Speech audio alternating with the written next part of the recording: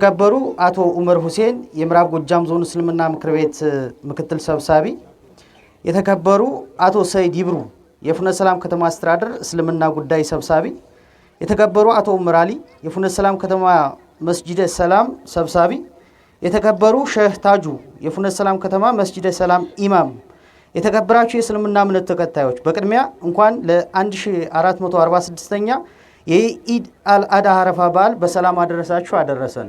ኢድ አልአድሃ አረፋ በዓል በየዓመቱ በህዝበ ሙስሊሙ የሚከበሩ በዓሎች መካከል አንዱ ሲሆን በዘንድሮ ዓመትም ለ1446ኛ ጊዜ እየተከበረ ይገኛል። የኢድ አልአድሃ በዓል በሙስሊሞች ነቢዩላህ ኢብራሂም ልጃቸውን ነቢዩላህ እስማኤልን በአረፋ ተራራ ላይ በአላህ ትእዛዝ ሊሰዋ የነበረበት ቀን የሚከበርበት በዓል ነው። ነገር ግን በአላህ ምስጋና ይግባውና በምትኩ በአላህ ትእዛዝ በግ ሊያርዱ በቅተዋል። ይህንን በዓል የእስልምና እምነት ተከታዮች ወደ መስጂድ በመሄድና ሶላት በመስገድ ያከብራሉ። ከዚህ ሁነት 3 ትምህርቶችን መውሰድ የሚገባን ይሆናል።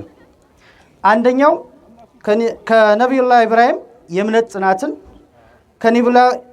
ከነቢዩላህ እስማኤል ታዛዥነትና ከአላህ ደግሞ አዛኝነትና ርህሩህነትን እንማራለን። እኛም እንደ ኢብራሂም የእምነት ጽናት ሊኖረን እንደ እስማኤል ታዛዥ እንዲሁም እንዳላህ አዛኝና ሩህሩህ ልንሆን ይገባል።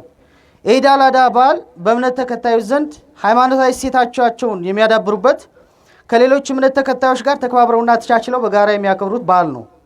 የአረፋ በዓል ሲነሳ በጋራና በመደማመጥ ያለውን ተካፍሎ በመብላትና የአቅም ውስንነት ያለባቸውን የህብረተሰብ ክፍሎች በመርዳት በመደገፍ አንድነትና አብሮነትን በማጠናከር የሚያወሱ አስተምህሮቶች ይጎላሉ።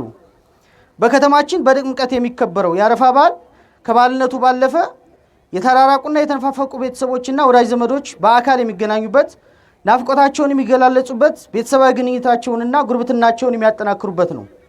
በመሆኑም ህዝበ ሙስሊሙ የኢድ አልአድሃ አረፋ በዓልን ሲያከብር የተቸገሩ ወገኖችን በመደገፍ በአብሮነትና በአንድነት መንፈስ ሊሆን ይገባል።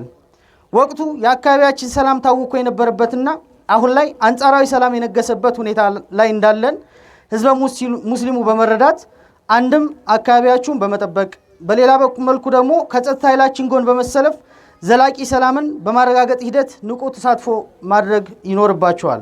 በአጠቃላይ ህዝበ ሙስሊሙ በዓሉን ሲያከብር አቅመ ደካሞችን በማገዝ የአካባቢውን ሰላም በማስጠበቅ ማሳለፍ እንደሚገባ፣ በዓሉን በአንድነት በፍቅር ወንድማማችነትና እህትማማችነትን በማጠናከር እያከበርን በከተማችን የተጀመረውን የልማትና የመልካም አስተዳደር ስራዎች በጋራ መደገፍና ማስጠበቅ ይገባል። በድጋሚ እንኳን ለኢድ አረፋ በሰላም አደረሳችሁ። ኢድ ሙባረክ። አመሰግናለሁ።